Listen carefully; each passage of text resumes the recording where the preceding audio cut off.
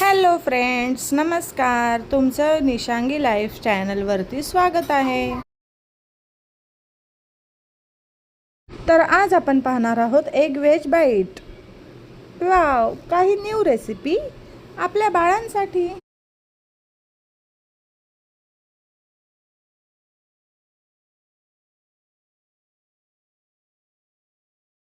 त्यासाठी लागणारं साहित्य: कांदा, टमॅटो, गाजर, अंड, दूध, मीठ, काळी मिरी पावडर, धने पावडर आणि तुमच्या बाळाच्या आवडीनुसार तेल किंवा तूप. माझं बाळ तर तूप खात नाही, त्यामुळे मी त्याला तेलच यूज करते.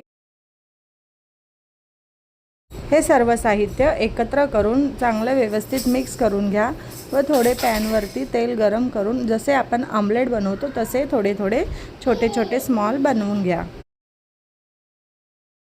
व बेबीला सॉस बरोबर किंवा असं सर्व करून द्या.